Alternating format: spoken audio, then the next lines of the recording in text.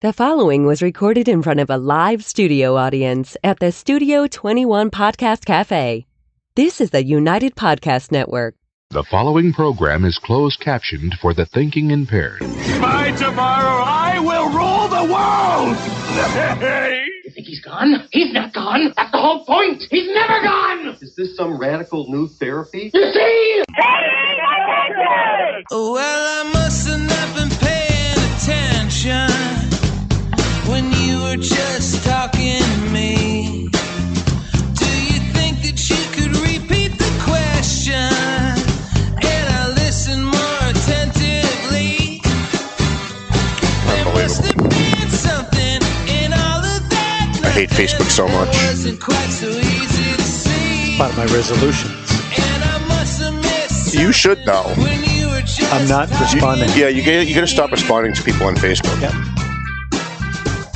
I must have not been paying attention when you were busy slamming the door. Now the question is, You gotta send this to me again. I screwed up again. I'm in Facebook jail, New so fault. it's not even going on my page today unless somebody can post it there.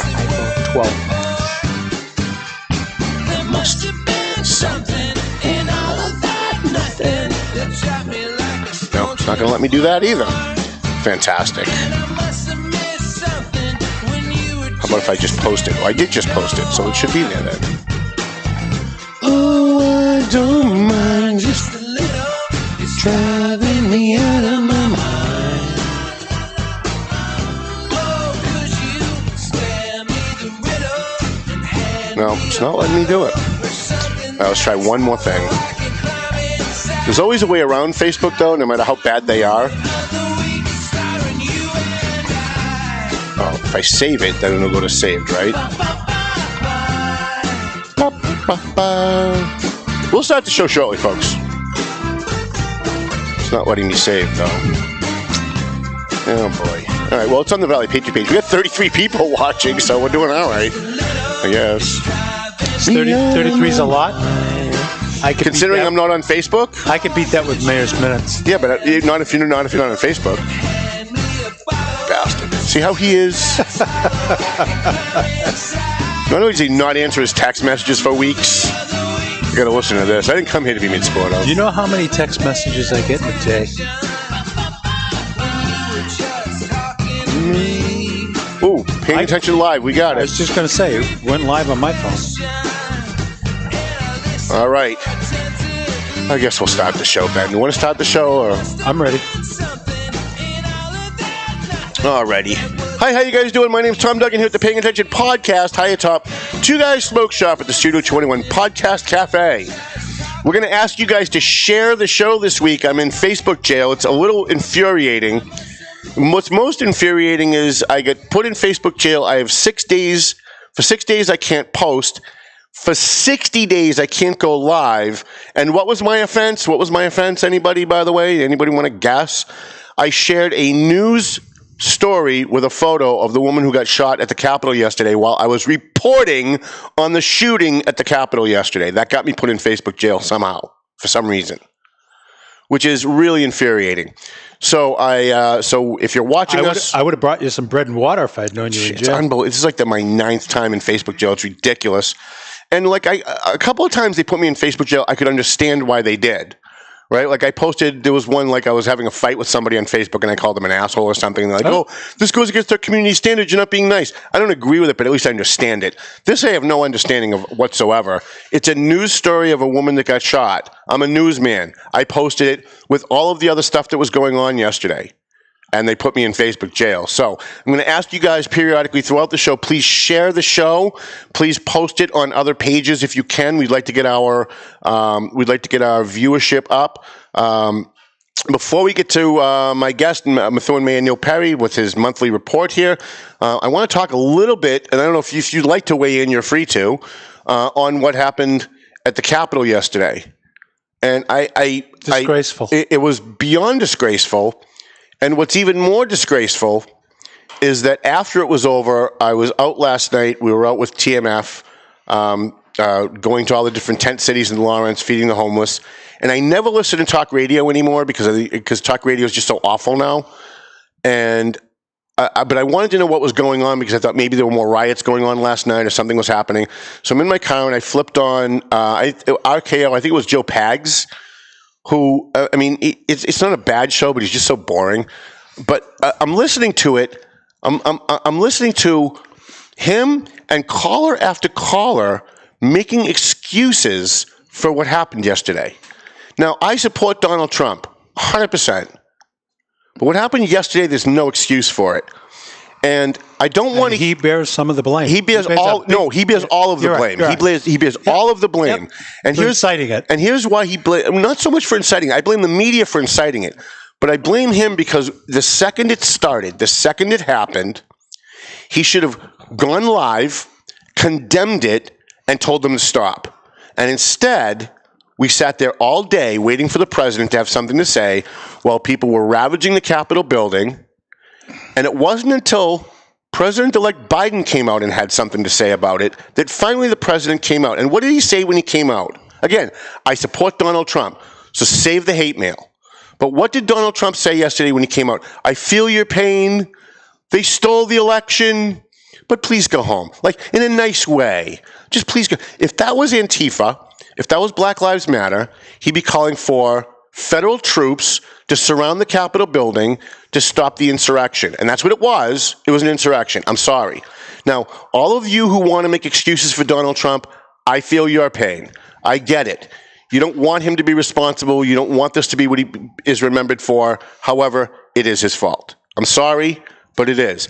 And I know that there's at least one point on the other side, on the pro-Trump side, that we have to acknowledge. Antifa was there yesterday. When I went through at least 36 or more videos on cable, on Twitter, on Facebook, on all the other social media sites, and I saw Antifa members there.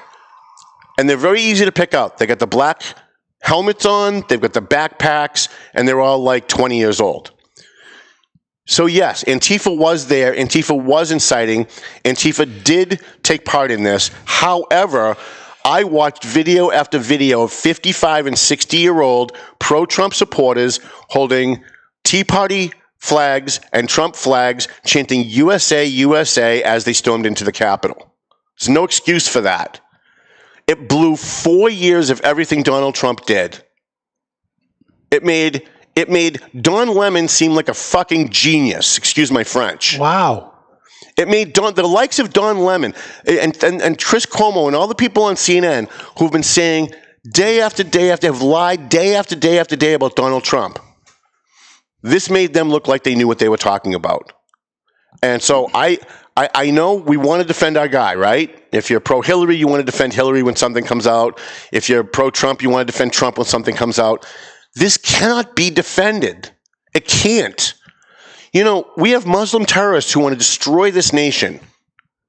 And yesterday, Trump supporters gave them a blueprint on how to do it. And I was amazed at how easy it was for them to get in. I was amazed at how easy it was for them to break those windows. Those windows shouldn't be able to be broken. I was amazed at how little security there was. And I heard on CNN last night, they said that the cops at the Capitol, Mr. Mayor, aren't armed. That the only people that were armed in the building was the Secret Service, and they were only there because Vice President Pence was there. Had Vice President Pence not been in the building, you might have seen more death and carnage. And those of us who support Donald Trump and what he did, not so much who he is. We know he's an ass. We know he says things that pisses people off, and we know that makes everybody upset. But if you support what he did, lowering taxes, putting up a border wall, a peace treaty with the Middle East, making China pay tariffs and making them stop ripping us off in these trade deals, if you support all those things, you have more of an obligation to call this out. Because it's no different. In fact, some would say worse. I'd always say no different than what Black Lives Matter did over the summer. Now, there was only one person killed. There was only one person hurt. Well, there were several police officers hurt. And when I watched that video of the police officers getting hurt, again, were there Antifa members there? Yeah, I saw 3 Antifa members there. But the majority of that crowd was not Antifa. I'm sorry. It was a mostly peaceful protest. I agree with that. There were hundreds of thousands of people on the mall yesterday. And the pictures are stunning, how many people there were. It was amazing. But it was only a few people that broke into the Capitol. But guess what? It only takes a few. It only takes 1 or 2 people to screw something up. And they did. They did. And they went into Nancy Pelosi's office. As funny as the pictures were of the guy who's not Antifa, was a 60, 70-year-old guy sitting behind her desk. It was funny for a minute until you realize the gravity of what happened. And so I know I'm getting my ass kicked by my fellow Trump supporters. I'm bailing on Trump. I'm turning on Trump. No, none of that is true. I'm just being objective.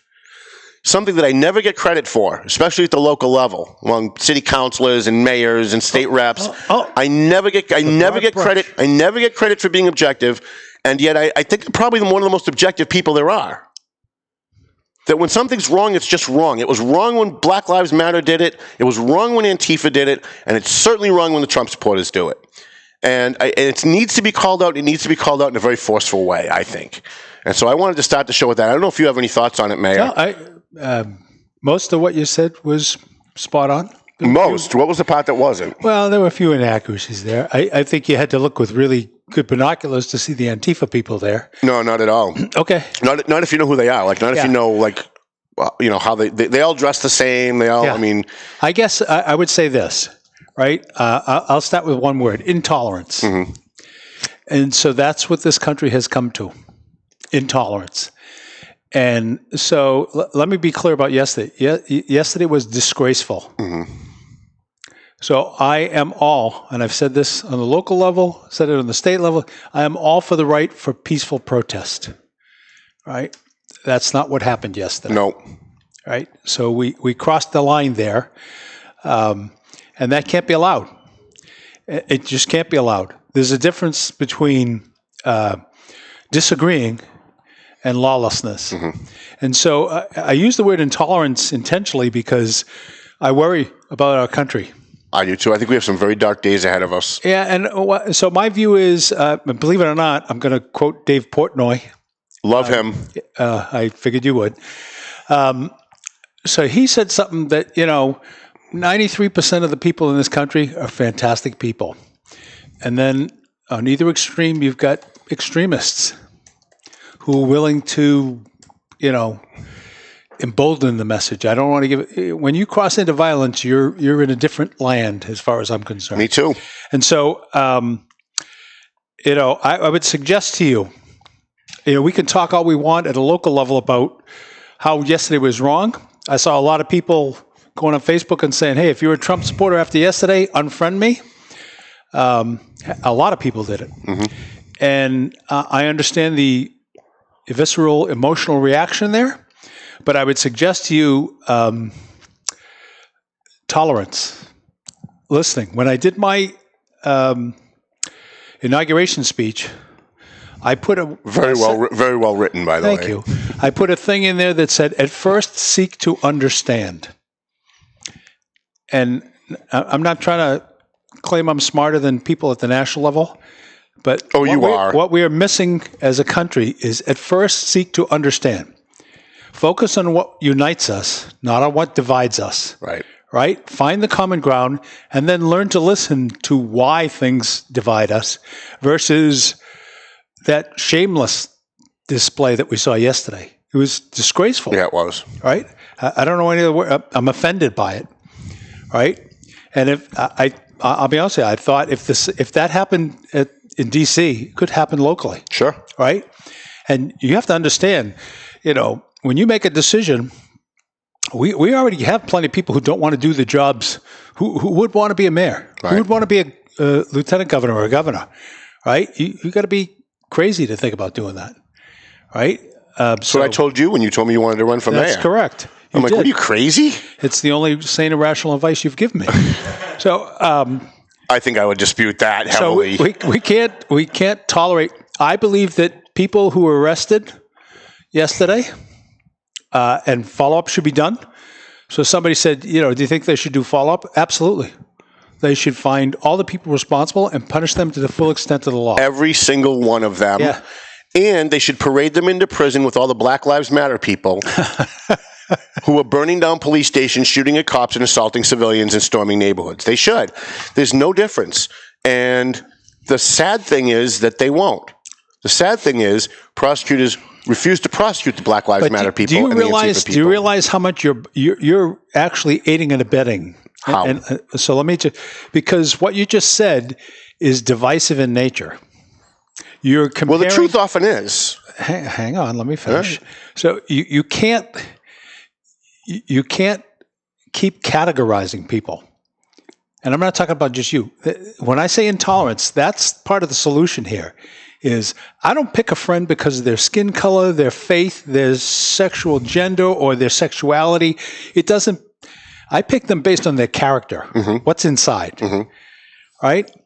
And that doesn't make me better, right? I'm a human being, and I'm subject to the same emotion. Do I get mad at some of the city council members? Absolutely, right? Have I done as good a job as I think I can at restraining myself publicly?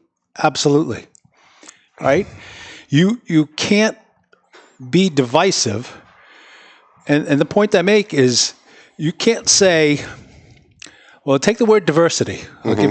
You can't surround yourself with all people who think like you. Right. Because if you are, then you're insulating yourself from understanding how other people think, right?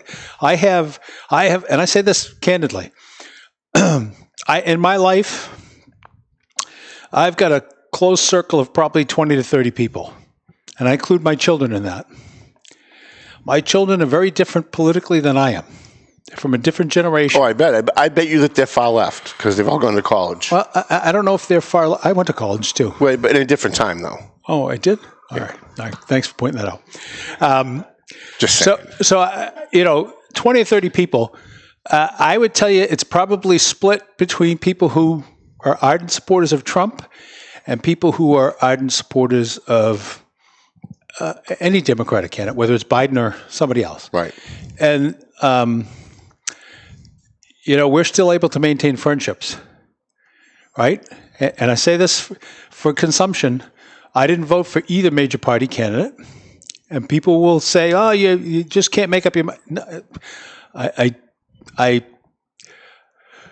couldn't find myself voting for either candidate. And I say that to you. I just couldn't do it. But you voted for John Kasich. I voted for John Kasich in 2016, yeah. And you voted for John Kasich this time. Yeah. You wrote him in, told didn't you? that. I know everything. I'm Tom Duggan. You've met me, right? I know everything. Yeah. Kasich. And to be honest with you, I've met John Kasich a couple times. Yeah. Nicest guy in the world. I wouldn't want him leading my police department or my city. Had a rational plan. I wouldn't. See, you know what the thing is? The older you get, and I say this, to people that'll see this later, the older you get, the harder it is to find a candidate who checks all the boxes for you. Right. And so maybe that is, part of the defects or the biases that are built into us, right? I take a lot of time and study presidential, and even those people who say, oh, you didn't even vote. I didn't vote locally for a long time. I've always voted in presidential You took a lot of crap election. for that, too. I did. Deservedly so. Right? And I've made mistakes. I don't know about that. Well, deservedly so. I think there's a lot of people out there that don't vote because, let's say you're an average person, you don't follow politics that much, you live in Methuen, and you hear there's something coming up that has to do with your neighborhood, right? Maybe there's an easement or something. So you put it on the city council, and you listen to the foolishness for 15 minutes that's nothing to do with you, but you're waiting for your item to come up. Most people turn the TV off and go, yeah, I want nothing to do with that. Why would they? They tune in and they hear a 4-hour discussion about a comma being in the wrong place in meeting minutes. Yeah. And they go, well, what the hell is this? And they tune out and they go, I want nothing to do with that. Yeah, so that's the constructive criticism that sometimes. But, $4 million overruns and, allegations of nepotism and things like that, you have to awaken from the slumber and understand that at some point in your life you have to participate in the process, right? And so I say that to you, I was wrong not to vote locally. And to me, I surrendered my right to gripe about it by not voting. Well, that's true. That's true. If you vote, I don't blame people for not voting, but I do blame them if they complain about it if they don't vote. If you don't vote, you shouldn't be griping because you get what you get. Right. And so I say, long-winded story. On the national level, I've always voted. And I always take great pains in looking at all the candidates, and to me, the two parties are getting further and further apart and getting more and more entrenched. And, I'd say this... Well, because they're getting more extreme. The left is becoming socialist. In fact, they're not even really socialist anymore. The far left is becoming really communist. They want a one-party state. Well, divisive. But they admit it. Yeah. I mean, I'm not saying anything they haven't said. They do? The far left wants socialism and communism. They say it. I haven't heard them say that. The far right wants no government involvement at all. I mean, the far right, the libertarians, they don't want a USDA inspecting your meat. Yeah. So you've got extremes on both sides. And so as we get pulled further and further from the middle, we're gradually going toward those extremes. They're both horrible. I mean, I left the Republican Party because of the far right of my party being completely unreasonable about things like, for example, Katie Ives was our state senator. I tried to bring it to a Tea Party meeting one day to talk about her proposal to put photo ID on EBT welfare cards. That's something the Tea Party loves, right? They wouldn't even allow her to speak. Why? I was eviscerated by the president of the Tea Party because she was a Democrat who's for abortion and gay marriage. Well, so what?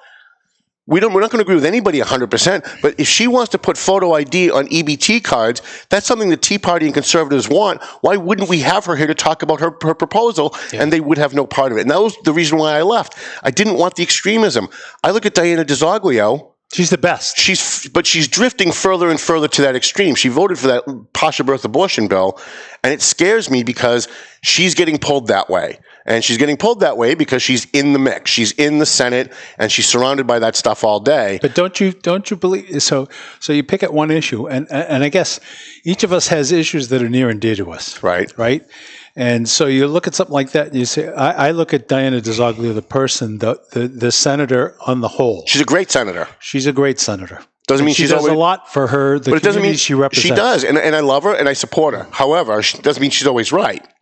I see, absolutely, and I see her getting pulled. That also applies to Tom Duggan. That's true. It does. Right. The difference is when I'm wrong, I am more than happy to say that I'm wrong.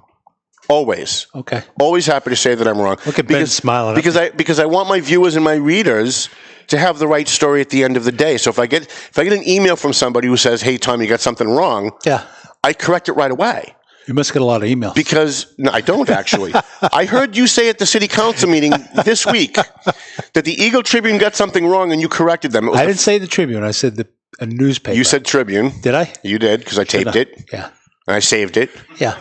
You said the Tribune got something wrong and you corrected them. And it was the fourth or fifth time you said it. At the last meeting, Saba twice said the Tribune got something wrong about his dispute with McCarty. And I sat there and thought, it's funny. These guys eviscerate me every chance they get because I'm supposed to be so biased. These guys. On the council? Yeah. He's always got to interrupt me. Well, because he knows I've got ADD and he throws me off my... on your divisive chant. Well, no, I'm just saying... I'm going to take you to dinner with Steve Saber and Mike Savant. There are councilors who eviscerate me every chance they get. I'll speak perfectly for you, okay? Okay.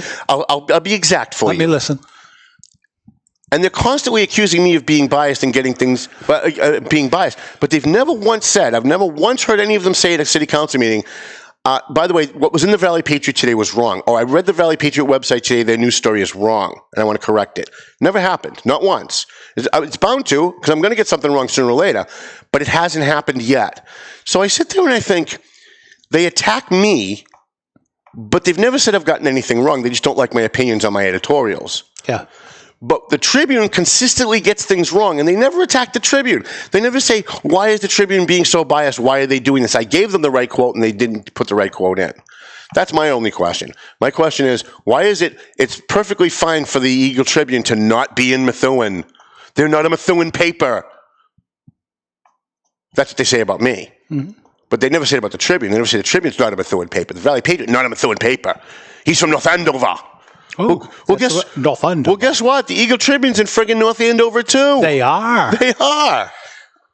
So the criticism that I get, and I'm okay with it. So I actually, not to interrupt you, but I actually put in my my goals in my column this month in the Valley Patriot, do my utmost best to ensure the media gets the facts right versus printing sensationalized story that puts the city of Methuen and, of course, negatively or unfairly portrays the city of Methuen. And I say that because So you go back to the national story. So one of the problems that we have is between social media, and I think we've talked about this before in the show, the different media outlets and their extremes, right? You're not getting just the news anymore. You're getting a filtered view of what's happening. Right. And I want to tell you a story that when I did the mayor's minutes yesterday. So, by the way, thanks for doing that. Oh, wah. So, you totally lost. It's not fun when someone interrupts you like that, is it? When you're on a roll, no, it's not that fun, is it? I'm back on a roll. So, I only had like 45 live viewers, and that's much lower than normal. And so I made a joke. I says, we seem to be suffering post-holiday letdown. There's not that. And somebody typed in, that's because it's being, it's overwhelmed by what's going on at the national level. Mm-hmm. Now, at that point in time, I do the show at 5 o'clock. I had not seen anything. When I'm working, I'm not watching TV. Right. So I got things to do to fill the day, and I get to the show, and I thinking when that person said that they're talking about the vote. Right, the Georgia vote. Objection to the vote. Oh, right. And so I said, well, that's just a straightforward process. They'll get through that. And I don't know what the people in Methuen, those 45 that were watching, thought, because I had no clue that, they had stormed the Capitol. Yep. Right? And then I get out of there, and I go to drop my car off my truck to get the cap put on it. And my son picks me up, and he's listening to WBUR, National Public Radio. Another left-wing media. Not surprising that your son would be listening to that. I happen to love NPR. Mm-hmm. All things considered, probably one of my favorite talk show programs. And I believe it is a fairly straightforward scoop. So then I hear the news reports about what happened. I'm like, what the heck, right? So completely out of touch with what had happened during the day because I was insulated for it. But we got a lot going on in the city of Methuen, so let's transition off the national scene and say disgraceful, punish them to the full extent of the law. Yes. And for all of us, learn to tolerate. Yes. Learn to tolerate. Seek first to understand. I went on, and I wasn't going to say the name, but I went on Sharon Pollard's page yesterday so that I could agree with her. Yeah. Because she posted this thing yesterday that said that the Trump supporters were wrong, and Donald Trump was wrong, and he should have come out earlier, and he should have said more, and he was. So I went on to agree with her, but I also threw in, because I can't help myself, I just wish you had this kind of outrage when Black Lives Matter and Antifa were burning down police stations and shooting at people. Ooh. And she and her supporters, you're a Kool-Aid drinking Trump supporter. Wait a minute, I'm the one that's saying both are wrong. You guys are making excuses for what happened over the summer. Yeah. You guys are making excuses for one side and attacking the other side. But I'm the one that's biased. I'm the one that's drinking Kool-Aid. I think you guys need to reevaluate that. Yeah. So and let me. I don't want to talk about Sharon Paul. What I want to talk about is I love Sharon. I just don't agree with her. Me too. So here's the thing. Social media emboldens people. They make comments that they would not make face-to-face. Right. They make accusations that they don't make face-to-face. I would love to see the city council meetings go back to in the Great Hall. I go into work every day. They should be in the Great Hall. And I have done every day other than the Friday I had my gallbladder taken out. And I say that not as a badge of honor, but it's a different behavior when you're there looking at each other in the face.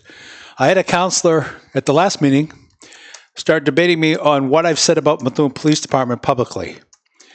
And all I've said since the Inspector General report came out was one short snippet, one comment, and it came out that day. And I sit here and say, on my children, I've said nothing else since. That's going to change today. No, it isn't. You won't suck me into that, bub, because I care greatly about the process of personnel and what employees are entitled to. And is it the part where you say how you defend your employees and your employees are like your children? Then why don't you? And I've been dying to ask you this for about 3 months now, but since you brought it up, yeah. Then why don't you defend the chief when city councilors sit there and eviscerate him? You're so protective of all of your employees, but when they get up there and they eviscerate him and call him a crook, during the budget hearing, Mike Samad went after him, called him a liar, called him all kinds of names. And you sat there. So let me just say this. They called me a liar too. Yeah. They can call you a liar. Yeah. They can call the chief a liar. They can call the fire chief a liar. They can call a mismanager. But why You can ask the counselor. Why wouldn't you defend that? Because I don't have to defend that. I don't defend it. I don't come out of the chute when they do me. So go back to what started this conversation. So a counselor sat there the other night and called me a liar. The quote was, I don't want to call you a liar, and I don't want to go back and forth, but... Right. So the inference is there for the public, and that's not the first time that's happened, right? That's happened budgetarily. There was a comment that you're an overspender. We refuted that, right? These are comments made for public consumption. Mm-hmm. And so... Can I say respectfully, though... Hang on, let me finish. No, I'm sorry. So I'm trying to engender accountability at local government. So Methuen, whether you want to admit it or not, is a city that is passionate and has been burned by a lack of accountability. And I completely understand that people aren't going to immediately say, oh, the mayor, he's trying to do things with the best instinct, right? The audit report did, though.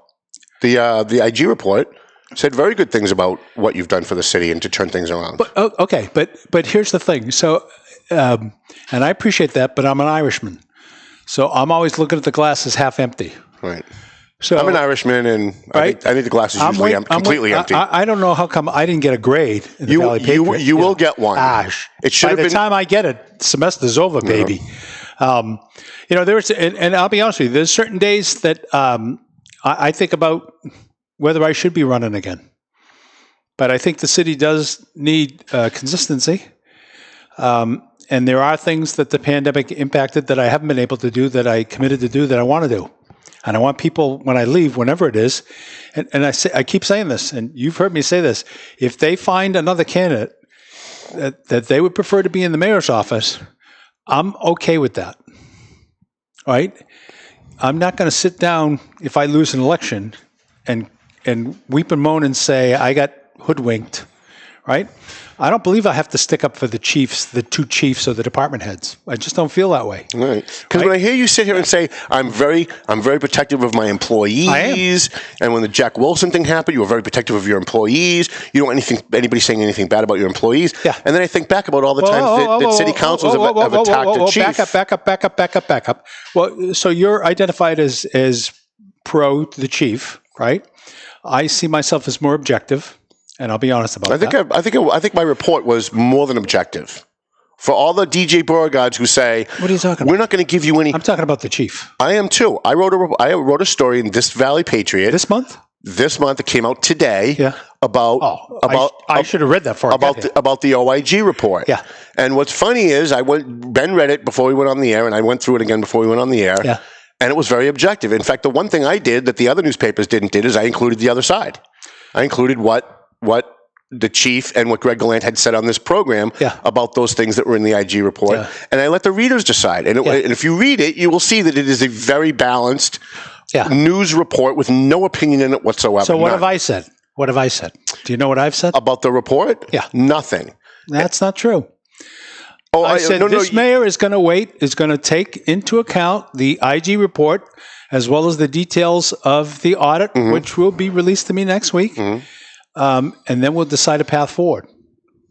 It's important, when you look at findings that say the IG recommends that the mayor pursue any and all avenues of discipline, right? So we're going to take a hard look at that. I have not disciplined either individual yet. Mm-hmm. They're on paid administrative leave. That's the process with civil service. People don't understand that. That is the process. I do have a mechanical question. Go ahead. So having been on the school committee in Lawrence and dealing with disciplinary matters and stuff like this, I was always under the impression, and it might not be the case anymore because I was on the school committee back in 1999. Yeah. Okay. But I was always under the impression that you could not discipline a member of a union for union activities. There's a state law, and it may not be still a state law. I didn't look it up, but there was, at least up until about 10 years ago, that you cannot discipline a union employee. Who's been disciplined? For union. Nobody's been disciplined yet. Thank you. But I'm asking you if that is still the case. That's a mechanical question. I don't know that off the top of my head. Okay. So I would tell you this. I'm talking to all the right legal people. Okay. Because I want to make an informed decision. Because the people of Methuen deserve that, and they deserve an objective and a full answer here. Did you see anything in the report? And I got some clips I want to get to, but did you see anything in the report? We're going to start with news Jess. clips? We're going to start with Jess. Who's Jess? Did you see anything in the report that sabotaged me? That is inaccurate? Because I found two that were not accurate. Yeah, what are they? Well, in the first paragraph, or maybe the second paragraph, it went into detail about how Mayor Zanni knew everything that was all the changed language in the contract. They hold him responsible. They say he knew. He knew and he didn't tell the council. And then on page 8, they say Chief Solomon knew and he didn't tell anybody. Well, if his boss, the mayor, already knew, there's no need for him to tell anybody. His boss already knew. So let me ask you, does that absolve him because his boss knew? Well, legally, yes. No. Legally. Now, I'm only saying legally. You got to read the whole report. I did. I read it several times. To knowingly, understand that you could potentially be laying off 50 officers. That was one of the areas they probed at. I don't know that he knew that. He might have, but I don't know that he knew that. The other thing it was pretty widespread. It was in that favorite paper. The other thing that was 100% wrong. Yeah. Was I picked up the phone and called 3 other chiefs in the Merrimack Valley and said, do you negotiate the patrolman's contract? And they all said yes. I said, is your pay in your contract tied to the patrolman's contract pay? Yeah. And they all said yes. Yeah. And in fact, one of them said, and I think it was Chuck Gray, said, yeah, we all do that. I think everybody in the... So when I read the IG report, they say, this is horrible because it's self-dealing. He shouldn't be negotiating with the patrolman because if the patrolman get a raise, he gets a raise. Yeah, you're only reading what you want to read in that, though. I read the whole thing like 3 times. So what is the part that they said was where a clause was taken from the Superior's contract and added to? Right, that the chief sent an email to the patrolman saying we should have parity. You should tailor your contract to have the same long contract as the. My mother would say, don't put legs under a hen. Doesn't say we should have parity. I'm paraphrasing. I don't have it in front of me. Yeah. I mean, I know. I know with you, everything's got to be exact. Add this clause to the contract. Right, because it's in the superior officer's contract. Right. So the mayor could have said no. Could have. The council could have read the contract. Could have. The city. When I read this OIG report, I see that the chief has some culpability. I see Greg Gallant certainly has some culpability, but it also seems like they have the least amount of culpability of everybody that they mentioned. Like Zanni's, if I did a word count, Zanni's name is mentioned in this report like 300 times. Mm-hmm. And they say that the mayor is responsible. The city attorney didn't read the changed contract. Somebody asked me yesterday. They said, Tom, you run a newspaper. You have a columnist sends you a column and you read it and you say, no, you're going to change something. It's wrong. And you send it back to them and you ask them, please change this. It's wrong. And they change it and they send it back to me. Am I going to just drop it in the paper or am I going to read it first? I'm going to read it first to make sure they changed it the way it was supposed to be changed. Mm-hmm. We have Mayor Zanni telling the union, change the language in the contract, and then saying he didn't read it afterwards. Maybe he didn't, but the OIG report says he didn't read it, city attorney didn't read it, city auditor didn't read it, the city auditor didn't do a cost analysis, which is his job. He's the auditor. That's what he's supposed to do. And the city council didn't read it. And 5 city councils had a conflict of interest. The city council voted on it twice in one night when they're not supposed to do that. And it laid out every single thing that went wrong. And the headline was failure at every level. Yeah. So I guess my question is... I agree with that. If there's a failure at every level, why is everybody focusing on one guy? Nope. Is it because he's the only guy left? He's the only guy still here? Everybody's not focused on one guy. Well, because all the media stories everybody's focusing on... the media's focusing on one. Well, yes. Because they want to sell papers. Right. Okay. You got to pay attention. So I'm not going to... What's the excuse for the councilors? They're not selling papers. This is not... So it's a personnel matter. Mm-hmm. It doesn't get discussed in public. Mm-hmm. No matter how much the Eagle Tribune wants to put it on the front page, it's not. That's not the way it works. Mm-hmm. Right? Employees have rights. Right? I agree. Forget the IG report. Go to the DPW situation that was wrongfully reported by the Trib. And I say that candidly. I know the truth. I know the facts. I know the discipline. Right? I am the guy who gives the discipline. Everything that was printed about that, about 8/10 of what was on that front page story was wrong. Right. So where's the retraction? Right. Where's the responsibility of journalism? I agree. To come out and say, we booted it, right? So the stipend, the hazard stipend, has replaced the IG report. Right. Because it's outrage of the day. Because on the front page the other day, here I am again, and I say, I've had teachers in my office, I've had the union president in my office, I've not shucked respect. That's my decision. Mm-hmm. I own it, right? Not the council, right? I got hundreds of letters. I understand that people are upset with my decision. Mm-hmm. You have to walk in my shoes and understand what I understand before you're upset with me. Right. And that still, in my mind, doesn't take away your right to be upset with me. Right. Right? That's what makes it. But the Trib still should have got it right. They should have. And if anybody, and I'm sure. So in the paper the other day. Yeah. So because it likes to, Chief Joe Solomon got the stuff. No, he did not. Right. Nor did the fire chief. Right. Nor did the mayor. Right. And that was in the Tribune. Yeah. Yeah. Not the Valley Patriot. We would never do that. No, because I'm still thinking, because you've got a couple things wrong. Listen, if you can think of something I got wrong, I'll correct it. Yeah. But unlike the Tribune, I actually will correct it. We wrote a story last week about Ed Mitchell getting fired from Veterans Northeast Outreach. Yeah. Somebody I warned you about that you didn't listen again. You did. And I got a call from Eric Nelson, who's president of the board, someone we gave a Hero Veteran Award at our bash 4 years ago. Yeah. And he said, Tom, I don't know if you remember me. I said, I absolutely remember you. You're a great guy. What can I do for you? Anything you want, I'll do it. He said, I want you to know that the position of Veterans Northeast Outreach is that we did not fire him. He took a voluntary layoff. Sure. Now, I don't buy that for 1 second because I know people that work there, and I had the story before they even fired him. And I knew exactly what they were going to do. They were going to let him take a voluntary layoff so he could collect. I get that. However, in order to be fair, I changed my story. And I put in my story that Veterans Northeast Outreach is saying that he took a voluntary layoff. Because that's just what's right. It's not about me being right. It's not about me getting someone. It's just about just publish the right information. If you get something that says there's additional information that sheds different light or that you got something wrong, I will always correct. Always. I will always correct it because that's why we started this paper. We were sick of the Tribune getting stuff wrong and not correcting it. I don't want to turn this into Tribune bashing because it's not about Tribune bashing. I could do that all day. So, didn't you used to work for him? No.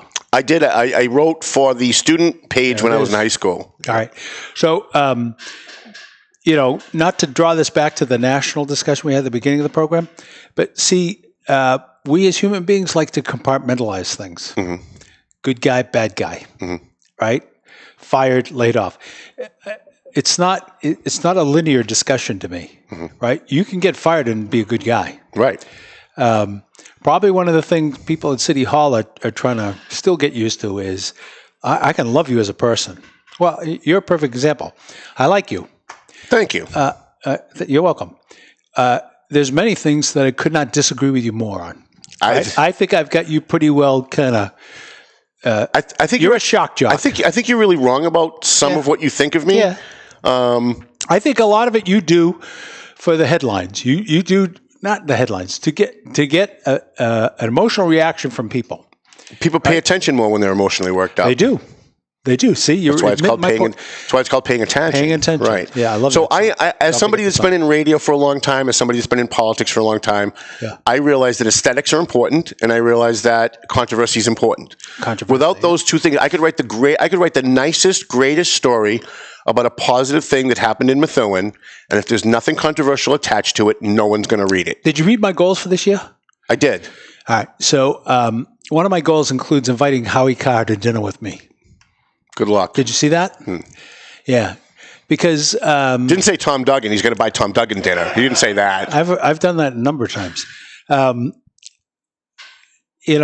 People saw his article on the city of Methuen, and people shared it in social media and said, "Look at this." It's embarrassing to me. Right? I love the city. 99.9% of the people in the city are great people, and they really want to move the city forward. And that's why they elect people who don't know. One of the criticisms you've given me that I think is accurate is I'm not political enough. Yeah. I don't think my decisions through politically. Recent examples included And that is true. I still think like a businessman, and I'm not apologizing for that. I try to be transparent, sometimes to my detriment. Yeah, can we just talk about that for one second? When I grade you, I'm going to give you a B on transparency instead of an A. Son of a... And it's not because you're not transparent enough. It's because you're too transparent. In your zeal, my zeal, in your excitement to tell people everything you know and to be as completely transparent as possible, you give little nuggets to people who hate you. Yeah. And you feed into that. People hate me? Yeah, there are some people who are always going to hate you if you're an elected official, always. Damn. Right? How will I keep going on? So, for example, can we play the Jessica clip? Come on. Because this makes the point perfect. So just so I had no part in putting these clips together. I just won city council. I had no idea you were playing clips. All right, go ahead. I would have brought some of my own. Okay, great. In the past few weeks, did you have any private one-on-one meetings with any members of the council? In the past what? In the past few weeks, did you have any private one-on-one meetings with any members of the city council? I had my regular meeting with Councilor Ziegler. I had my regular meeting with Councilor McCarty. I had my regular meeting with Councilor Beauregard. It was on the phone. And I think I did one more. No, you can cut that. So, first of all, wrong answer. Why was that the wrong answer? The right answer is, who I meet with is none of your business. If you want to sit down with me, you're welcome to do that. Yeah. But I'm not a defendant in a lawsuit. You're not going to you're not going to sit here and cross-examine me. Who did you speak to before this hearing? Who did you have meetings with? I mean, when you answer her questions like that, you encourage her to ask more questions like that. Okay.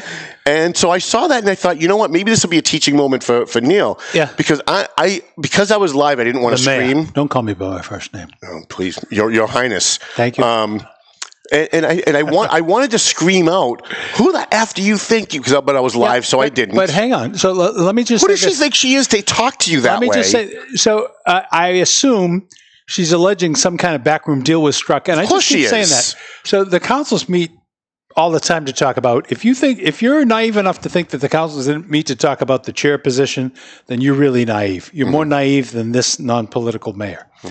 But I say this to you. I was answering that not for the council. I was answering that for the citizens of Methuen. Right. I'm not going to lie. I meet with the councilors, every councilor, regularly, once every 2 weeks, except for Council Finicaro, and that is by her choice, not by mine. Right.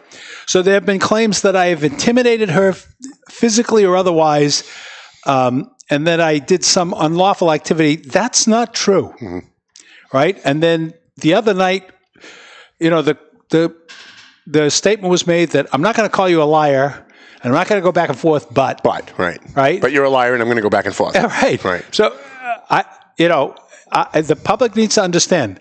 If I'm going to treat the council, I'm going to get a little bit better at how I treat certain members of the council, and I'm going to treat them the way they treat me. Right? That's the way it should be. Individually, you treat each individual person the way they treat you. And so I say this candidly, and this will get an emotional reaction. So was the agenda moved around the other night to embarrass me? Absolutely. I'm naive as a politician. I'm not naive. Right? Yep. So I can, I was looking the other way. I saw what happened. I get it. Right?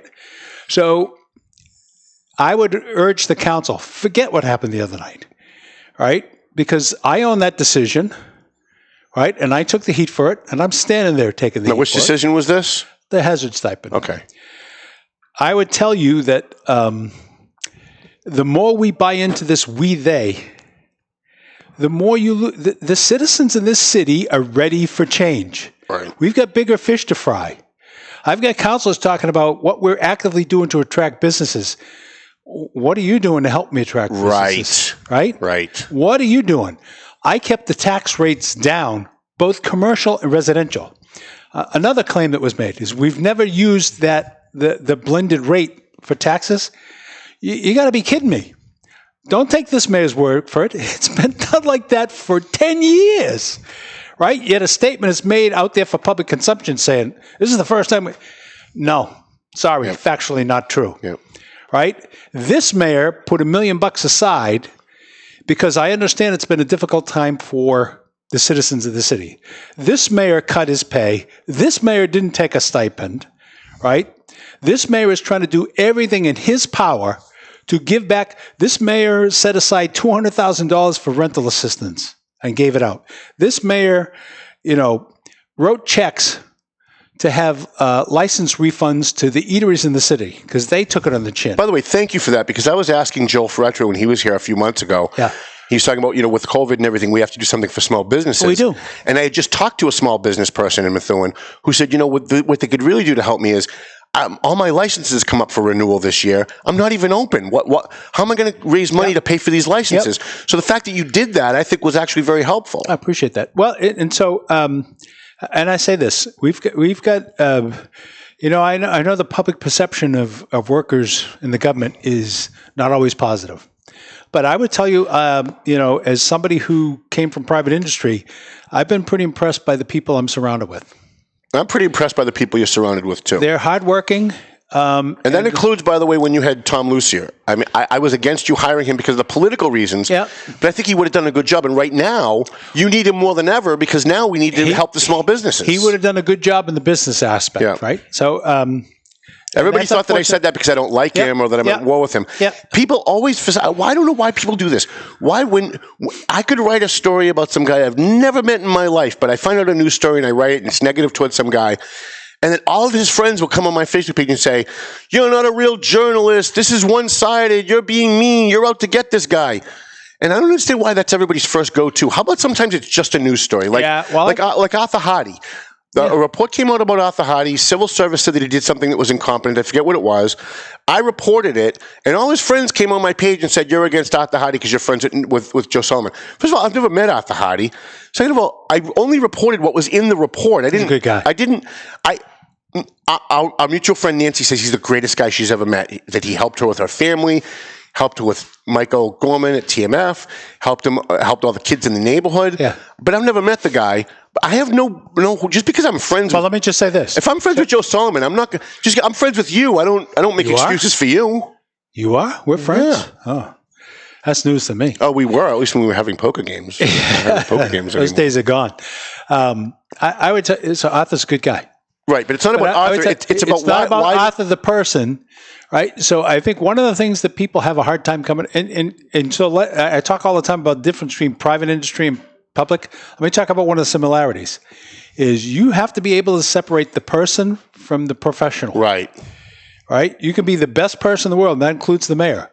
When you do something wrong, I've made mistakes in the first year, right? I'm the first one to stand up and say, I didn't do that as well as I could have, right? It's you have to try to take the emotion out of the incident. And so I'm going to come back to, statements about, I'm going to use the DPW situation, right? I'm not disclosing to the press what was done, right? I think employees have rights, right? But if they're public employees, it is news. I mean, what the Tribune did was wrong because they got the information wrong. Yeah. But it was still a news story. I reported it as 3 DPW or how many ever it was. I know you want to be exact about everything. But I published on damn me with my facts. Facebook. Huh? Well, nobody speaks exact. Like whenever I say, I do. When I say Fauci got everything wrong. No, he didn't get everything wrong. Right? He got one thing right in February, but there's no need to stop the discussion for that. It doesn't change what we're saying, right? Yeah. So I guess going back to my original question is, I love Fauci. I guess I just don't understand why people's first go-to is that it must be personal. Is it because everybody else does things personal? Is it other people can't be objective, so they expect that that's what you're doing? No, I think that's that's actually a very good question. I think what it is people are unable to separate the personal from the right, and it makes you emotional. So you judge people based upon your personal interaction with them. And I'll give you, I've got people that are working with me at City Hall that have done a great job. Right, that other people in the city are talking about past history and all this. I'm not burdened by what happened in the past. Right, I'm not carrying it forward. So you got to judge people based upon what they're doing. right? Have you seen the management audit? The results of the management audit? I have to be as exact as I can so I get a real answer. Have you seen the result of the management audit? Have I seen it? Yes. You talking about the physical report? Yes. Not yet. Okay. Have you seen a summary of the actual report? It's like being on, now it actually is like being on the stand. Now I think maybe I almost don't understand Jessica. Actually, I don't. But have I seen a summary Do you know what's report? in it? Do you know what's in it? I do. Okay. Is it horrible or is it workable? It's not good. It's not good. Yeah. Okay. I won't lie. All right. Okay. It's not good. Now, when you were here on December 3rd. December 3rd? This is the second clip, Ben. Oh, here When we we go. were here on December 3rd, Yeah. I made a prediction. What was that prediction, Ben? Go ahead. We're council president. Yeah. Now, I know I'm going to respectfully disagree. the next council president is going to be Steve Saber. And you know that already? I do. What's the date today, Ben? December what? December 3rd? So on December 3rd, remember who told you that in January, Steve Saber is going to be a council president? Is that my birthday gift? All right. Is that my birthday gift? So you have to change the subject by talking about your birthday gift. But who's the council president today? Steve Saber. That's correct. Thank you very much. Now, how did I know that? Is the council being transparent? Other councils probably told you. Right, because he was working behind the scenes. Yeah. No transparency. Other councils were working behind the scenes. No transparency. Yeah. And Steve Saber got him. In fact, not only did Steve Saber get elected council president, nobody even ran against him because they knew he had the votes. Because nothing was done in public. The one thing I agree with Jessica is that some of these things need to be done in public. Yeah. There's some things shouldn't be done behind the scenes. And I think that's probably one of them. So let me just say this. I don't care if Council Finnicaro, Council Saber, Council McCarty, and I'm going to come back to him in a minute, Council McCarty. Whoever's president is president. That's up to them. Right. My job is to work with whoever they decide to elect. Right. I did not get actively involved in who got elected last year, nor did I get actively involved in who got elected this year, nor does it matter to me.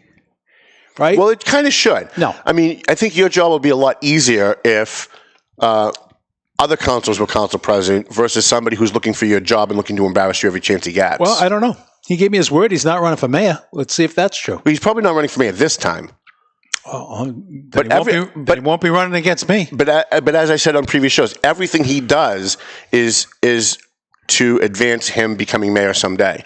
And so maybe he doesn't run against you this time around, but maybe if you decide to run for a third term, he does. Or maybe if after 2 terms you say, I'm done with this, he's going to be the next mayor. I'm not running for 3 terms. You're not going to run for 3 terms? You're sure about that now? Yeah.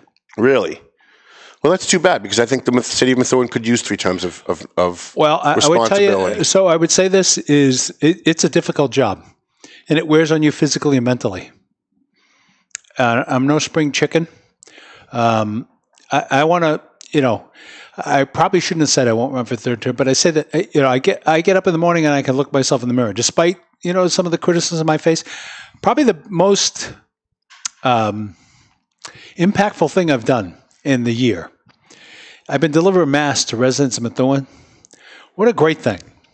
You get to meet people who aren't on Facebook. Mm-hmm. You get to have real conversations with real people and see what they think. Right. Not that people on social media aren't real, but, some people aren't, to be honest with you. I was going to say, if you're in Facebook jail, there's many experts in Methuen that know the multiple personality.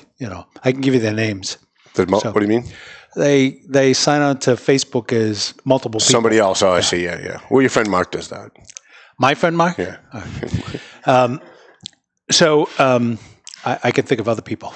Yeah. Oh, and I can too. Right off the top of my head. Right. Is there going to? I get up in the morning and look myself in the mirror. I got a Christmas card from my kids that pretty much brought me to tears because it talked about what a good example I'm setting for them by not getting into the mud and stay in the course. And I think in some cases they haven't talked to me about this. They worried about me getting into this, and because the days are endless. I told somebody I work 80 hours a week. Guy on the phone that called to complain. He said, "You don't work 80 hours a week." Well, I do. Yeah. Sorry, I do. At least because my phone rings at night. When I leave here today, I got to go back to the office. I got to do the Mayor's Minutes. You love that show. I got 2 meetings. I got the Trash Talk Committee, Councilor Safi. I got the Disability Commission. I'm trying to get to as many places as possible. Right. Don't spread yourself too thin, though, because then you become ineffective. Well, I just want to. I want to be involved. Right. I want to move the city forward. And the people want to move the city forward. Right. And that's what I heard. So I'd say this, not just the city councilors, but to the people that, the people that get out there. There's people who spend their whole day trying to bait me on Facebook. So one of my resolutions is I ain't responding. Is ain't in the dictionary? It is. Yeah. It probably is now. I'm not responding, right? You're going to see certain times when people put something out there, I'm going to write, this is false. I've done that twice in the new year. I actually like that because you didn't argue with them. You didn't go back and forth. You just came on and emphatically stated, and that carries a lot of weight too. By the way, average people see your post that just says this is false, but you're not going back and forth with them, and that carries a lot more weight. I think. And so but I am wishing people happy birthday and all that kind of stuff. I can tell you when one of the reasons I still deliver papers in Methuen, that I do it myself, is for the same reason you just said. You're talking to real people. You're going in, you're talking to shop owners, you're talking to their customers. Hey, Tom, how you doing? I haven't seen you in 5 years. And you ask them what they think. What do you think about the council? What do you think about Neil Perry? And I have to tell you, I have not had one person say to me, I think he's doing a bad job. I can give you a couple of names. I have not had one person say to me, I know you can, but those are political people who hate you for politics. I'm saying when I talk to real people, when I go to Heavenly Donuts to deliver papers and there's somebody coming out and they say, hey, Tom, how you doing? Oh, let me take the paper, and they start chatting with me. I say, what do you think about Neil Perry? I either get he's doing a really good job or haven't really paid attention, but he seems like he's doing okay. I must have not been paying attention. Right? Yeah. And I say, and I want to say to the residents of Methuen, thank you for all your support. I want to say that you buoy me, and I mean that sincerely. When I leave a meeting like the other night, frustrated over certain things that happen, I think about. I talked about delivering the masks at the doors, and one gentleman out in the valley, I had like a 15-minute conversation with him, and it uplifts you. It gives you gusto to when you get to your lowest, people pick you up, right? When you're in a bubble, a lot of politicians, especially someone in your position, it's very easy to get into a bubble where you're only surrounding yourself with other people that have to do with the city and with politics. And after a while, and this is what I was saying about Diana earlier, after a while, if you're not out talking to the average person, if you're not out talking to non-political people, you do. You lose track. I agree with you. So I think when I first heard you were doing masks, just like when I first heard you were yelling at people in fields in April and telling them to get off the fields, I thought this is not what a mayor should be doing. This is not a mayor shouldn't liked it. However, I think for you it actually has worked out well because it's kept you in touch with the average person. I agree. Yeah. I agree. So I know you brought 3 pages full of notes and the show's almost over. Yeah. Is there anything in particular you want to talk to my viewers about that you didn't talk about on all of your 300 other shows that you do? Oh, wow. Because when he first said he was going to do the show, I was all excited. I thought we'd get the exclusive. And then the next thing I knew, he's doing his own show, and it's like, well, now people are kneeled out, right? Like he's so overexposed now. How does one get kneeled out? I used to get 2,000 people watching the show when we first started, when it was just you. Just the haters. Then when you started your show, literally, and Ben will tell you, our viewership went down to like 600 from like 3,000, right? That's true. So I'm just saying that the less time you spend doing your own show, the more time people are watching you on my show. So I'm going to do a State of the City address. It's going to be January 26th at 7 p.m. And if you paid attention to the last 2 months of my article in the Valley Patriot, you're going to hear a lot of that. You're going to hear about my goals, which includes inviting Howie Carr up to City Hall for dinner. There's a lot of things that we're doing. This, and let me say, I want to be the number one cheerleader for the city of Methuen. I love that city. I love the people, and that's why I'm doing the job. And so, the pandemic set us back, and that's the reason I'm running again. But we did make progress despite the pandemic. There were good things that happened, a lot of good things, and you're going to be surprised at how many we were able to do. Whether you know it or not, I created a strategy plan at the beginning of the year, and some of the things like the business thing. So in the first quarter of the year, I was hitting businesses hard, soliciting them to come to Methuen. And that kind of came to a screeching halt, right? I got to get back on that train. Right. Because I think with the vaccines and everything, we're going to be back. But sitting at a council meeting talking about how we have to be more friendly from business is not doing it. Right. We've got to do something. Right. And being a cheerleader for the city is one of the way you do that. When the finances turn around and there's more money in the budget, after this COVID stuff hopefully goes away soon, will you be able to replace Tom Lucier? Either bring him, either bring him back or have somebody else. There's somebody else. Oh, there is. Okay.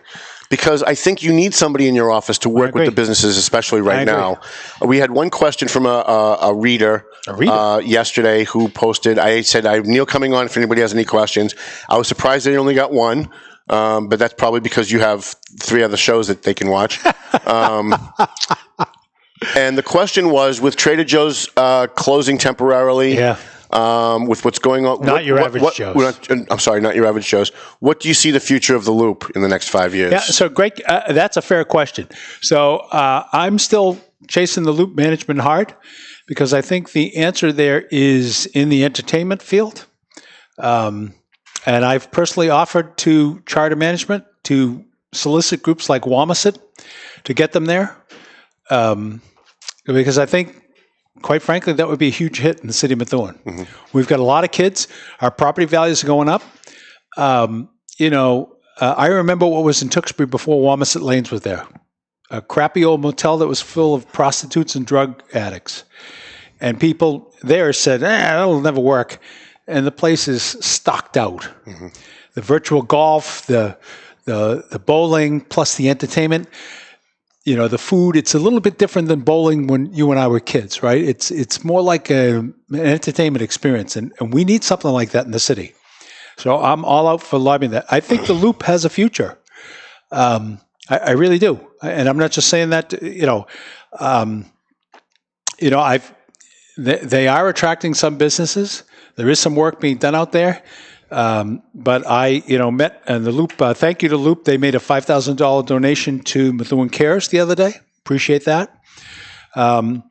We are jointly concerned about the long-term viability of the place. And I've got to do my part to make sure that, we get as much help from the state so that we're looking at the right kind of tenants for the Loop or other places in the city, right? So, and I say, don't take the Wamasit Lane. It doesn't have to be Wamasit Lanes. Right. I'm using them as an example, right? People have a hard time with examples. Yeah, it's an example, right? It's a bowling, the virtual golf thing. When I retired from Raytheon, everybody they took me to Wamasit Lanes, the virtual golf. Like everybody was whacking golf balls virtually.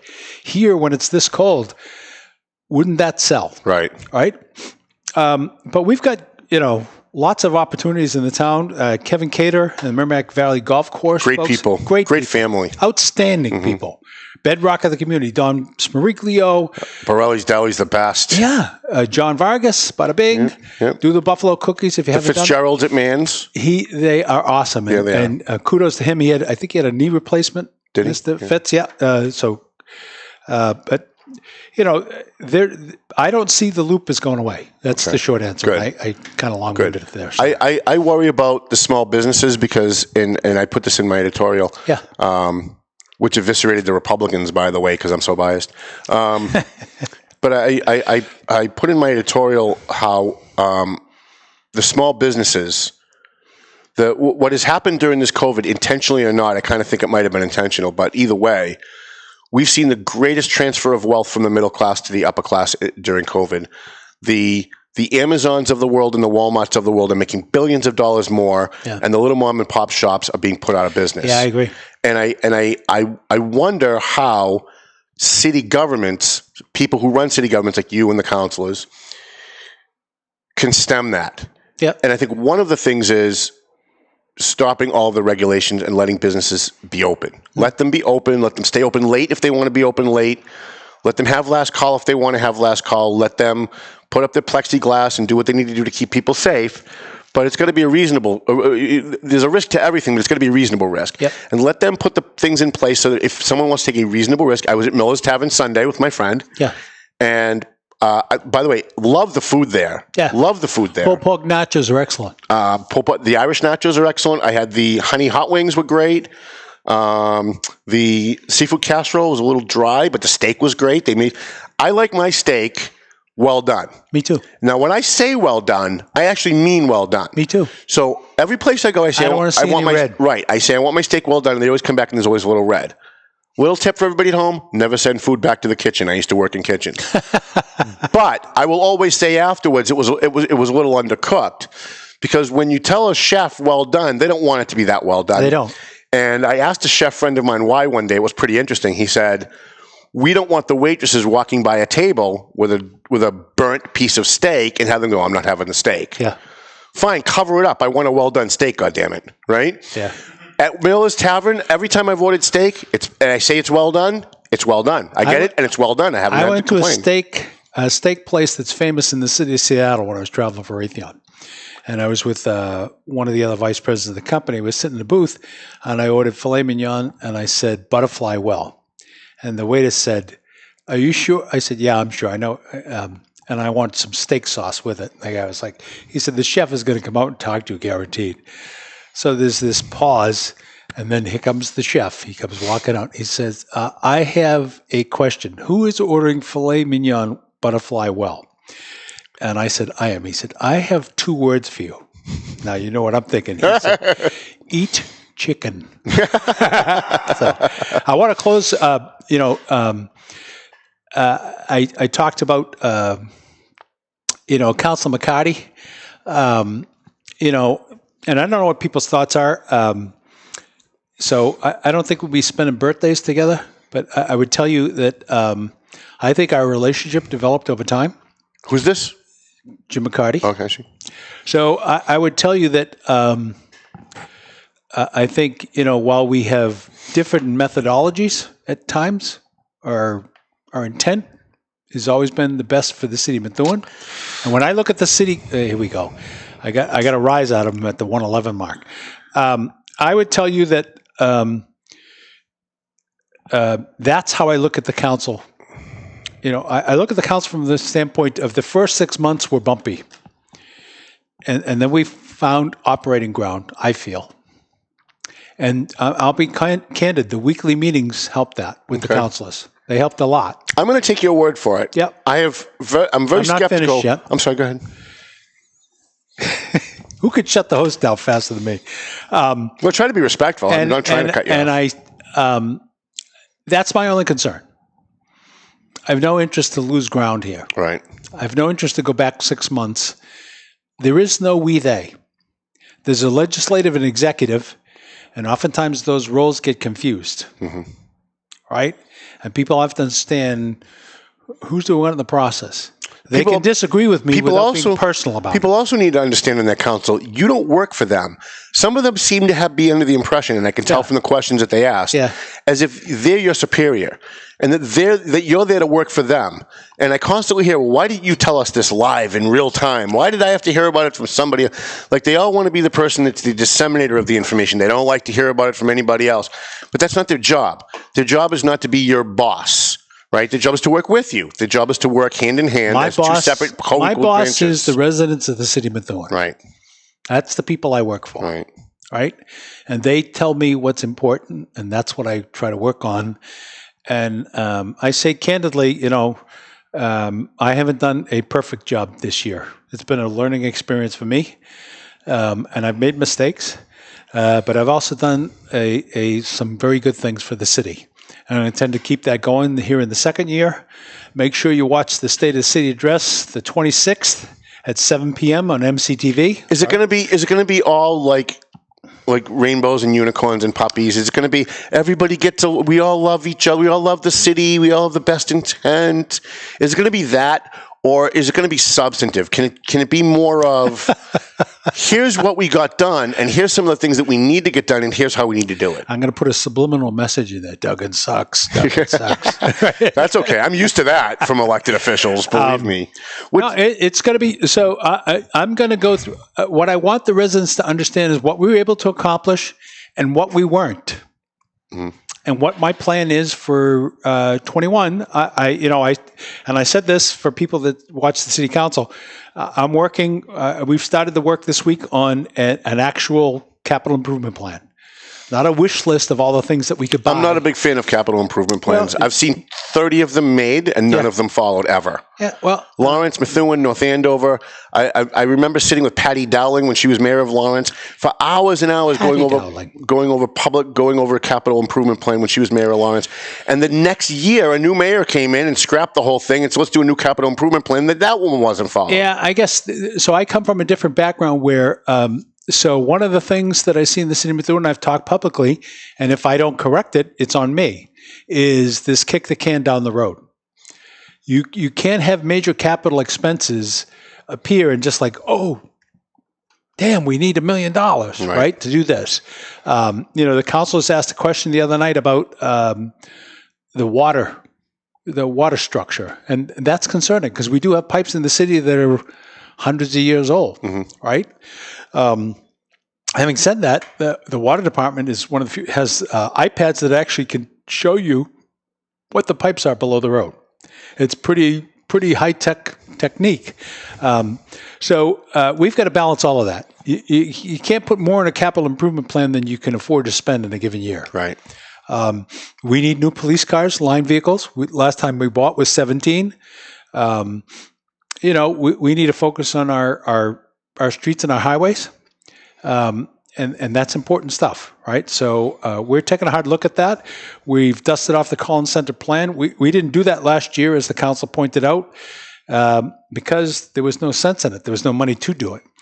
But we're going to prepare it this year and see what the situation is and try to make a common sense decision for what are the biggest issues for the city of Methuen. Rather than kicking the can down the road, we did use the federal CARES money to improve the heating in City Hall. And I'd be remiss if I said City Hall will be skeleton structure tomorrow because the heat will be off because we're doing a changeover tomorrow in the heating. I do have a question for you from the audience. Uh-oh. Danny on Facebook asks. Who? Danny. Hello, Danny. Danny OC. You know who that is. Yeah. Was the superintendent the only one who could have provided school employees with hazard stipend? Mayor Perry received all of the blame, and I think he took the high road and did not throw her under the bus. What's the real story? I added, what's the real story? He didn't say that. So let me say, and I appreciate the question. So what I've tried to point out is I own the decision for the hazard stipend.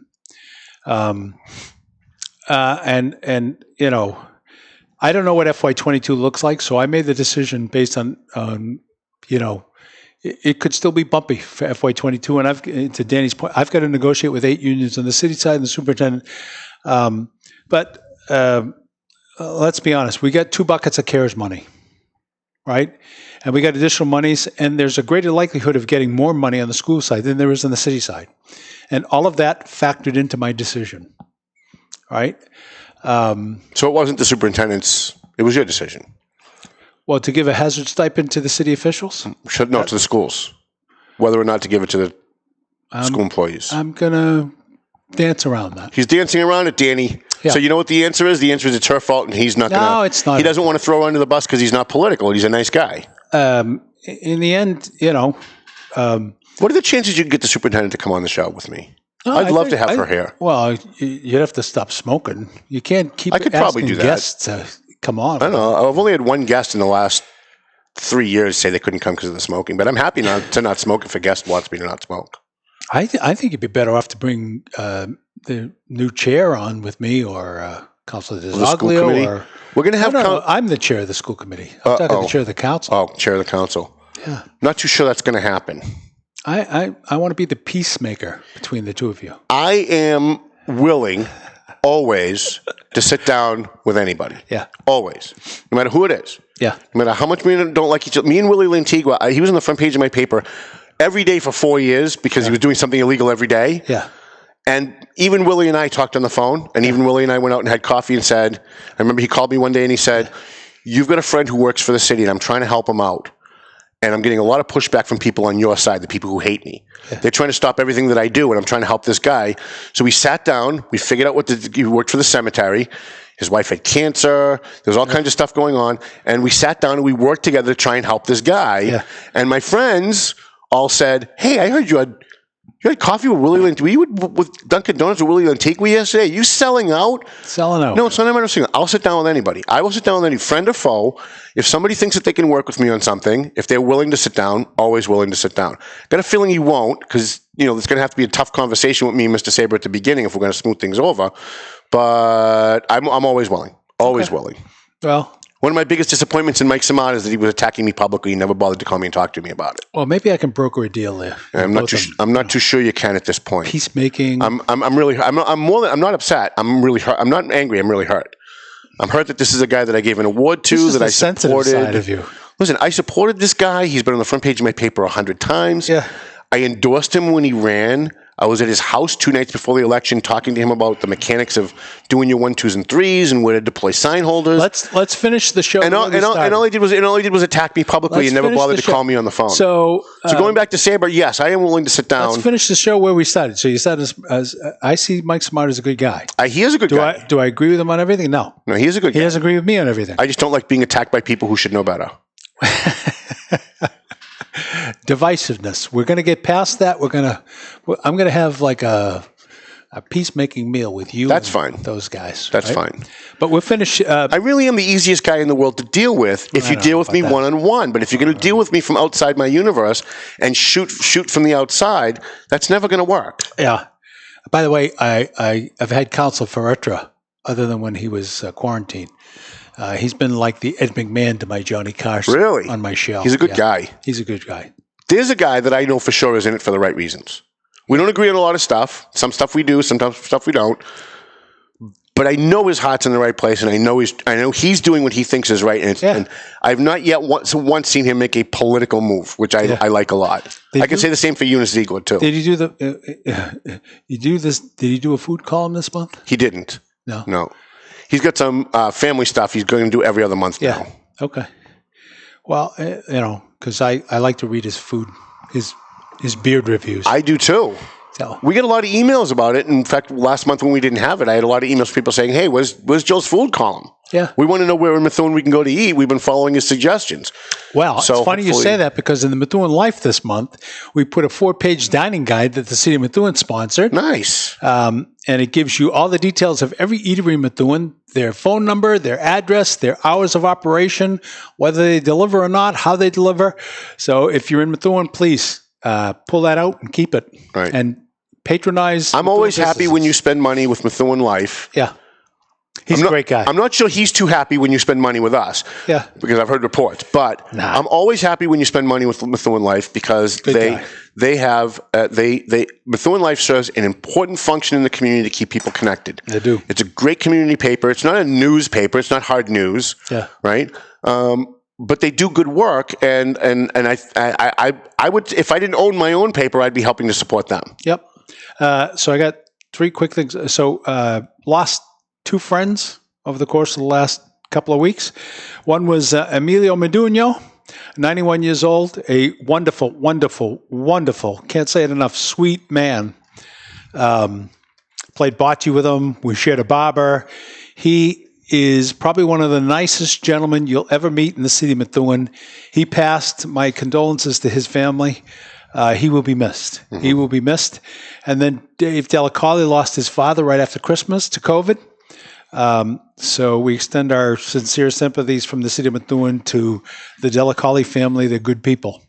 Real quick, because we're way over time. Yeah. With the new president coming in and having the Democrats now controlling the House and the Senate, mm-hmm. do you now see more money coming back to Methuen? I think I do.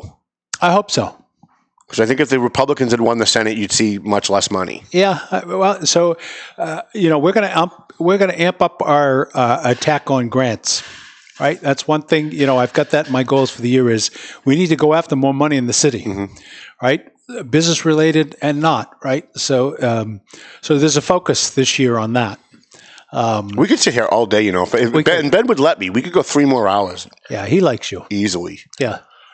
He likes you with his new haircut. He looks nice. I do. I had one. No, go ahead. So I said Emilio. I said Dave Delacali, and I forgot there's a resident in town. A good friend of mine. His name is Bill Riley. His wife is in need of kidney. She's got a degenerative kidney disease. You're going to see, there's a story about that in one of the local papers. There's going to be one in Methuen Life, I hope. But I say publicly to the people that are watching, they're looking for a kidney donor. If you're so inclined, please. Mother of 2 young kids, wonderful kids, great family, good people. We should do everything we can. And remember what we started the show with. Focus on what unites us. Don't focus on what divides us, right? Want to make a decision that you don't agree with, call me up. I would, but you don't return my calls or my text messages. Well, that's intentional. So I have something for you. Another clip? So I actually have a board. Most people don't know this. I actually have a board at the Valley Patriot. We have a board of directors because we have to. We're a corporation. And I was talking with my board last week, and we were going over the fact that the city of Methuen and 2 other communities have purchased ads in our paper using either city or CARES money. Yep. And we decided to come up with a Build Back Better plan for 2021 for municipalities and nonprofits, that if they want to buy a full-page ad for something, we will cut our rate in half for municipalities and nonprofits. It's got to be a full page. If you buy a full page, right now we charge, I think it's like $15.61. So let's just round it up to $15.69. Okay, maybe. It's funny that he knows my rates better than I do. How is that happening? And so let's just prorate it up to 16. So it's going to be about $800 for a municipality or a nonprofit, because what you did in Methuen Life, I've been trying to get done for a long time. I've been trying to tell like different municipalities, different groups, you should be buying ads telling people what the new hours of operations are for all the new food places and all the new small businesses. And so we realize that with COVID, people don't have as much money, and what they're trying to get into the paper doesn't fit into a half page. So for about the price of a half page, you're going to get a full page if you're a municipality or you're a nonprofit. And I think that starts now, because it starts January. I think they approved it last week, so it starts for January. Early bird discount. So you can bring back to Jana or whoever, because I know you guys have bought some CARES ads, and your bill is going to be half after starting like now. Yeah, I don't know how many more we'll be able to do, to be honest. That's fine, but if in the future you guys need, I know you put a VSO thing, you were looking for a VSO, and you bought a full page ad looking for a VSO. I'm going to make a recommendation to City Council on January 19th on somebody to hire. Okay, great. And hopefully it's somebody that's going to be able to help the veterans out, somebody that I can work with, because we're a veteran newspaper, really. I think so. I'll say this, I was really impressed with the interview slate. They came to me with 3 finalists. Any of the 3 could do the job. I heard it was down to 2 now. Is it down to 2? I can neither confirm nor deny that. How do I know that? And I don't know. I'm the decision maker. It's down to 1. Trust me. Really? All right, good. Because I heard it was down to 2. And the person who told me that said, "Do you think you can talk him out of so and so?" They didn't like one of the people that was supposedly one of the 2. And really? I said, no, because I actually like that person. So no, I'm not going to do that. Yeah. I won't be doing that. Oh boy. So at the end of the show, is there anything you want to leave us with? A preview. You're not going to be here for another month, and we've learned through COVID that that's like a lifetime now. Right, 30 days, things change so fast. I mean, 2 days ago, the country and the world was very different than it is now. 2 days later, especially after yesterday. Yeah. So it's going to be a long time before you're going to be back. Is there anything you want to leave us with? Is there anything you want people to know? No, because I don't want to steal from the state of the city, because that's important. I think this show is important. It is. I would say this, what I want to leave with is, and people say, oh, you're just stirring the same straw. We've got to, and I'll critique myself, we've got to focus on the things that we've been able to accomplish, right? The good things that we're doing, not just the negative. Have you got like a sad song or something coming? It's the end of the show. Oh, there's a lot of positive things in our community. And it's time that we start talking about those as much as people are talking about the negative. We're going to continue to move forward. My mission, and hopefully even the people that didn't support me can see it, is to restore integrity and accountability at the local government level. And when I leave this job, whenever that is, whenever the citizens of Methuen decide, I hope that that's the number one thing that people say, that there's some level of trust restored in the city government, and we can stop trying to manage it on social media and believe that our government has our best interests at heart, because I say this candidly, I do. And I defy anybody to tell me that I don't have the best interests of the city of Methuen at heart. I'm giving it my all. So focus on the positive. All right. I want to thank our sponsors, McLennan Real Estate, Sam and Janet and Matt. Yeah. We love them, and they help us with TMF with the homeless. They're always doing stuff for the community. AFC Urgent Care. We got to get you and Lisa Williams on she's next. Fantastic. She's giving me flu shots for my Is she? Yeah. She's the best. And then we've got Marsan and Son Construction. Good man. We're trying to get him to run for city council this year, and we'd like to get him on the show at some point. EIS Investigations, and you can always get your gun training there too. So if you're going for your gun permit, that's the place to go. Borelli's Deli, which is actually where I'm going from here. I'm going to go get my meats at Borelli's Deli. Thwaites is closed for this week, so I can't go get my steaks at Thwaites. Do you know does Borelli's have like steaks and stuff? Do. They do. Oh, yeah. So I can get a steak at Borelli's? Oh, yeah. I may never go back to Thwaites.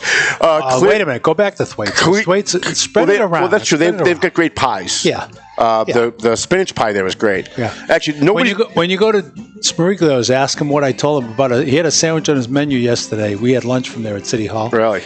Ask him what I said to him. Right. I know Thwaites has great spinach pies, but you know what has better spinach pies? The best spinach pies in the Merrimack Valley? Tripoli's at House Street Supret.